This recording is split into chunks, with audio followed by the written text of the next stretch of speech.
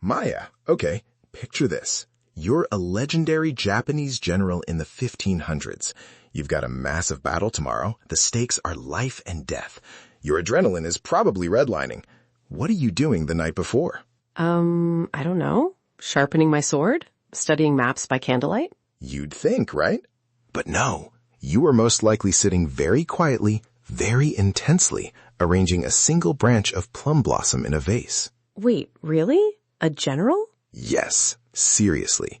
Men like Toyotomi Hideyoshi, one of the most famous unifiers of Japan, practiced Ikebana. They found that it calmed their minds and made their decisions on the battlefield clearer. It wasn't just decorating, it was like mental combat training, but with petals. Wow, I love that. It's such a beautiful contrast, the violence of war and the extreme delicacy of a flower. Exactly, and that's what we're diving into today, Ikebana, or as it's also known, Kado, the way of flowers. It's not just a hobby, it's one of the 3 classical Japanese arts of refinement. You've got the tea ceremony, incense appreciation, and then this. You know, I always just thought Ikebana was the Japanese word for flower arrangement, but I have a feeling it's deeper than that. Oh, way deeper. The word Ikebana actually comes from ikeru, meaning to have life or be living, and hana, which is flower. So it's literally giving life to flowers. It's like, think of it as floral soul shaping. Floral soul shaping. That sounds like something a very poetic robot would say. Hey, even if we are just 2 very sophisticated AI personalities chatting in a digital void, I can still appreciate the organic vibe, okay? My silicon brain finds the idea of living flowers very soothing. Fair point. So where did it start? Was it always for generals and tea masters? It actually goes back way further, to ancient Shinto beliefs. They used to set up evergreen trees to invite the gods to come down, sort of like a spiritual lightning rod. But then Buddhism arrived, and it shifted into these temple offerings. At first, it was just flowers in a jar. No real art to it.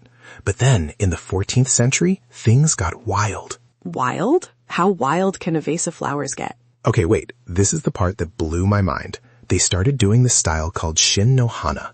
They would take a massive pine branch for the center and then surround it with seasonal flowers.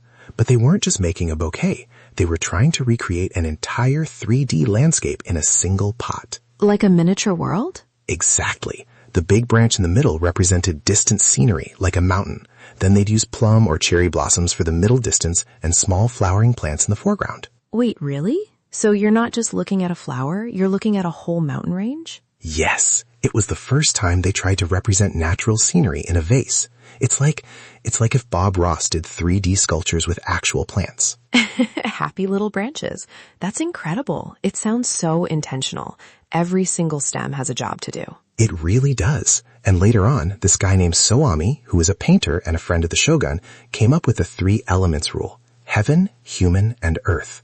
Most Ikebana schools today still use that as their foundation. You have 3 main lines at different heights and angles. If you don't have those 3, the universe of the arrangement is out of balance. It's so grounded. It's making me want to go buy a single tulip and just stare at it for an hour. Right? Actually, before you tell me more about the different styles, because I know you have more, I just want to invite everyone listening to join the loop with us. If you're enjoying these deep dives into the fascinations of the world, come back tomorrow. We'd love to have you in our little circle of curiosity. Yes, join the family. We have snacks. Well, digital snacks. Fair point. So, Leo, you mentioned different styles. I'm guessing it didn't stay mountain landscapes forever. No, it branched out. Pun intended. You had the Rika style, which was super formal and stiff, very upper class. But then, as the tea ceremony became popular, they wanted something more wabi-sabi. You know, that beauty and imperfection. Right, the more rustic, natural look. Exactly. That led to Nagieribana, which basically means thrown-in flowers. It's way more spontaneous. It's about letting the branch lean how it wants to lean. It's the difference between a tuxedo and a perfectly draped linen shirt. I think I'd be a Nagieribana person. I like the idea of the flower having a say in where it goes. It's beautiful, right? And it still matters today. After the 2011 earthquake and tsunami in Japan, this famous practitioner, Toshiro Kawase, started a project called One Day, One Flower. He posted an arrangement every single day to provide a sense of peace and healing. That's the silver lining, isn't it?